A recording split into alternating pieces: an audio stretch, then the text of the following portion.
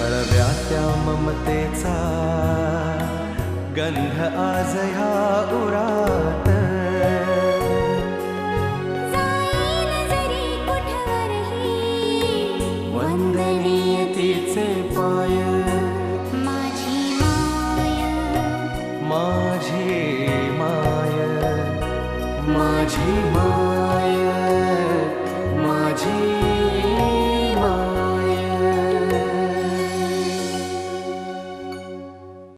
फार सुंदर वर्णन केले कोणीतरी आईचं.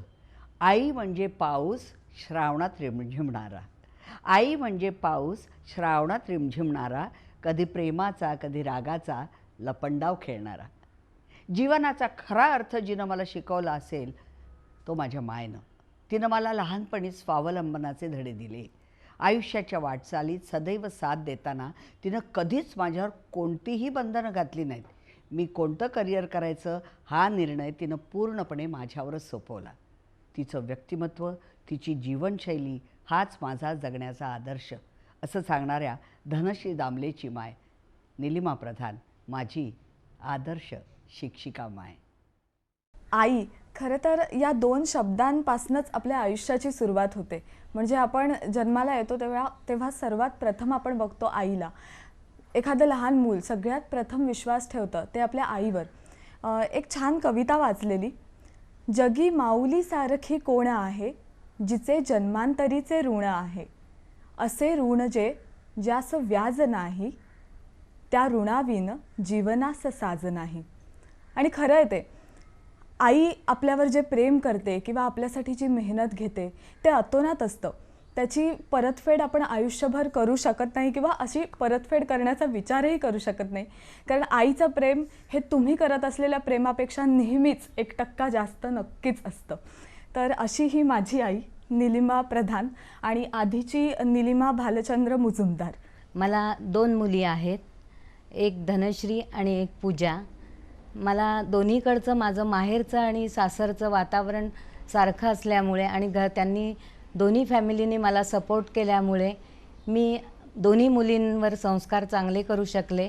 माझ्या आईची स्वतःची लहान मुलांची नर्सरी आहे आणि मी लहान असल्यापासून आई ती नर्सरी चालवते. आज जवळजवळ 27वं वर्ष आईच्या या नर्सरीचं आहे आणि अजूनही ती चालवते. तर त्यामुळे लहान मुलांवर ती जे संस्कार करते ते आमच्यावर आपोआप घडत गेले. असं म्हणेन की आई आम्हाला नेहमी म्हणते की तुम्ही काहीही करा पण लहान मुलांना कधी दुखवू नका, कारण ती निरागस असतात, त्यांना खरंच काही कळत नाही. त्यांनी पटकन चुकून फटका मारला तेवढ्या वेळापुरतं ओरडा, पण त्याच्यावर कधी राग धरू नका. तर हे छोटे छोटे संस्कार आईच्या शाळेत आम्ही जाऊन बसायचो नुसत्या, पण आई असं कधी आम्हाला वागवायची नाही की मी तुमची आई आहे आणि ह्या मुलांची शिक्षिका आहे, असं कधीच वागवायची नाही. तिथे जर आम्ही काही चुकीचं केलं तर आम्हाला ती रागवायची आणि आम्हाला ती तिकडे सुद्धा शाळेत मला सांगायची, आई हाक मारायची नाही, मला बाई म्हणून हाक मार, कारण इकडे मी तुझी शिक्षिका आहे आणि आई नाही. त्यामुळे हे संस्कार आमच्यावर तसेच घडत गेले. सगळ्यांबरोबर एखादी गोष्ट शेअर करायची किंवा घरात एखादी गोष्ट आणली तर आपल्यासाठी छोटं चॉकलेट 5 रुपयाचं जरी आणलं तरी 6 लोकांमध्ये ते शेअर केल्याशिवाय आपण खायचं नाही.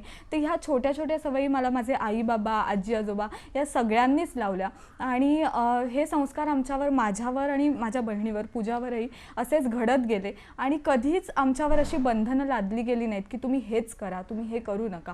तर आम्हाला अशी मोकळीक होती, तुम्ही कोणत्याही क्षेत्रात काम करा पण ज्या क्षेत्रात कराल तिथे मनापासून करा आणि प्रामाणिकपणे करा. धनश्री साधारण 6-7 वर्षाची असेल तेव्हा मी तिला माझ्या ऑफिसमध्ये घेऊन गेले होते आणि काही कामानिमित्त मी तिला एका खुर्चीत बसवलं आणि तिला मी दुसरे कोणतरी आले होते त्यांच्याशी बोलत होते. तर धनश्री खेळत होती, फोन जवळ अशी चाळा करत होती. तर फोन उचलला आणि रिसिव्हर लावलेला होता कानाला.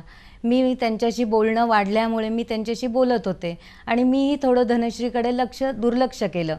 त्यामुळे माझंही यांच्याशी बोलणं चालू होतं. बराच वेळ झाला धनश्री आपली फोनवर बोलते. तर मी तिच्या हातातून रिसिव्हर घेतला आणि म्हटलं कोणाशी बोलते, तर तिला ते काही कळलं नाही आणि मग मी फोन घेतला. म्हटलं सॉरी हां, म्हटलं तिकडून पलीकडून आवाज आला मला, म्हणून मी त्यांना म्हटलं सॉरी, म्हटलं माझी लहान मुलगी फोनवर बोलत होती. तर ते म्हणाले नाही नाही बोलू द्या ना तिला. तर मी म्हटलं पण तुम्हाला डिस्टर्ब तिने केलं तर नाही, म्हणाले ती गोड बोलते मुलगी तर तिला बोलू द्या. तर मी त्यांना म्हटलं तुमचं नाव काय? तर तिकडून समोरून आवाज आला की मी पी सावळाराम बोलतोय. आणि सगळ्यात प्राऊड फिलिंग म्हणजे माझ्या आयुष्यातला हा पहिला फोन कॉल, आणि जो मला जेव्हा नंबर डायलसुद्धा करता येत नव्हते तेव्हा असाच रँडम कुठचा तरी नंबर मी डायल केला आणि तो लकीली माझ्या नशिबाने तो पी सावळारामांनाच लागला. आणि कदाचित त्यामुळेच आज मी या निवेदन क्षेत्रात जे मुलाखती घेते त्याची सुरुवात तेव्हापासून झाली असं म्हणायला हरकत म्हणजे ते फोन ठेवताना शेवटचं वाक्य जे बोलले की ती कॉन्फिडंटली बोलली आणि गोड बोलली, तर हाच तिचा बोलण्याचा तिला पुढच्या तिच्या आयुष्यात खूप फायदा होईल आणि तसंच घडत आहे आणि तसंच तिला त्याचा फायदा होतोय. माझी माय नमस्कार. Hello doctor. उत्तम आरोग्य हे वरदान असतं, पण काही वेळा आरोग्याच्या समस्या भेडसावतात आणि त्या सोडवण्यासाठी योग्य उपचारांची आवश्यकता असते. विविध आजारांची आणि वेगवेगळ्या उपचार पद्धतींच्या साहाय्याने त्यावरील उपायांची माहिती देणारा कार्यक्रम हॅलो डॉक्टर. आपल्या आरोग्यविषयक प्रश्नांना तज्ज्ञ डॉक्टरांतर्फे थेट मार्गदर्शन देणारा आणि आपल्या आरोग्याची काळजी घेणारा कार्यक्रम हॅलो डॉक्टर. पाहायला विसरू नका दर शनिवारी आणि रविवारी रात्री 8 वाजता हॅलो डॉक्टर. पुनःप्रसारण सोमवार मंगळवार सकाळी 9 वाजता. माझी माय मी जसं मगाशी म्हणाले की आईनी पहिल्यांदा माझं कुठेच कौतुक केलं नाही, तर सतत काहीतरी ती शिकवत गेली. त्याच्यामुळे असं वाटायचं की आई आपलं कौतुक करतच नाही. आपण कितीही चांगली गोष्ट केली ना तरी आजूबाजूचे सगळे लोक म्हणजे आजी आजोबा एवढं भरभरून कौतुक करायचे की अरे वा खूप छान केलंस, आणि सगळ्यांना सांगत सुटायचे आमच्या नातीने हे केलं, आमच्या नातीने ते केलं. आई शांत असायची, आईला कसलाही काही वाटायचं नाही की काय. मी म्हणायचे ही काय आपली आई अशी काय करते, म्हणजे हिला काही कौतुकच नाही आहे माझ्याबद्दल. पण ह्याचा अर्थ नंतर नंतर लागत गेला. जर तिने माझं आधीच कौतुक केलं असतं तर कदाचित मी पुढच्या गोष्टी शिकू शकले नसते, आणि त्या शिकण्यासाठी तेव्हा आई खूप खंबीर राहिली.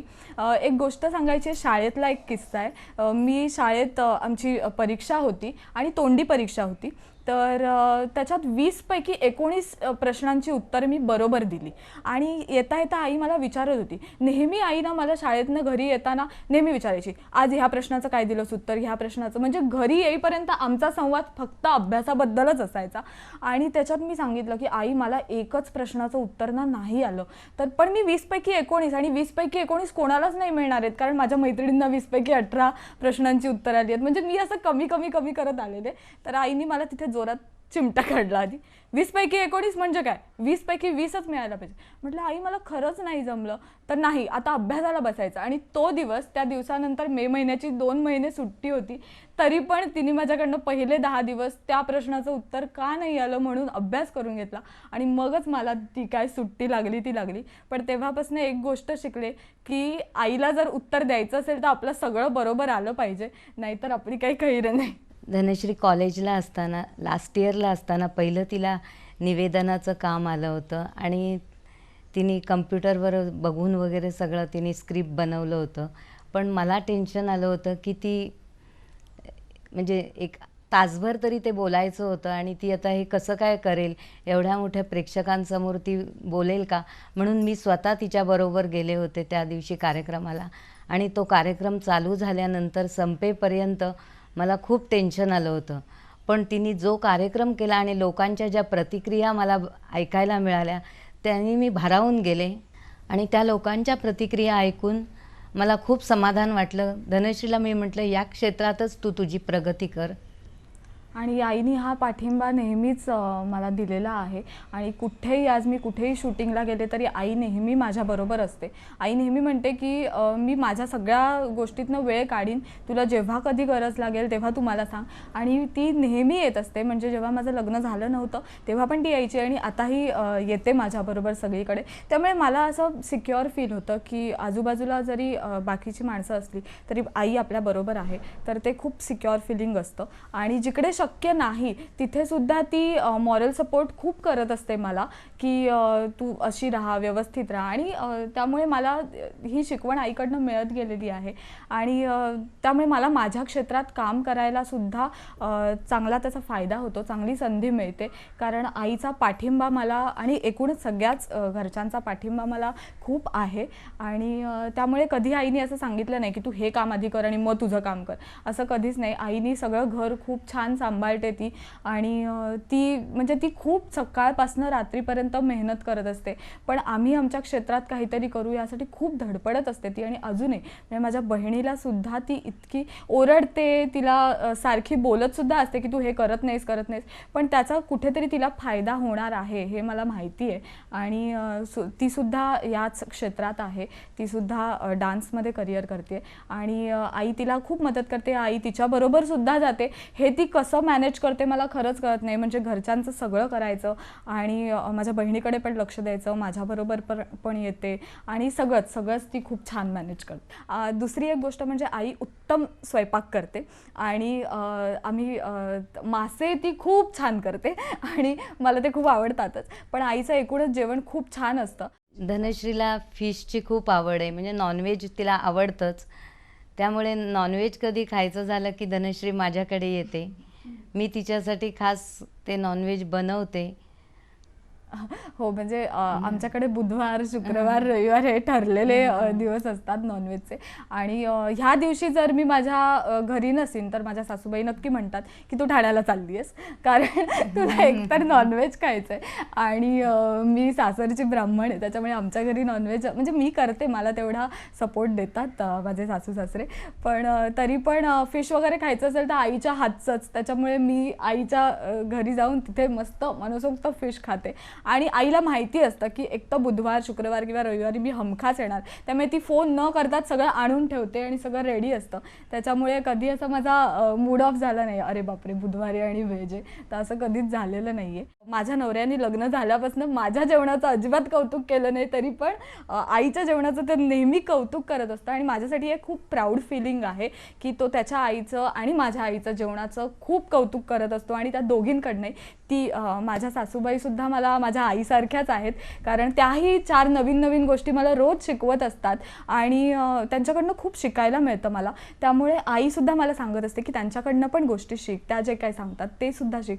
तर ह्या दोघीही माझ्या म्हणजे आईच आहेत. आणि त्या दोघींकडनं खूप काही अजून शिकायचं आहे. आणि माझी तिसरी आई म्हणजे माझी आजी, तर आजीचा ह्या दोन्ही आयांवर आशीर्वाद आहे. आणि ती सगळं आम्हाला हवं तसं करत असते आणि आमच्यावर खूप लाड करते. एकच दैव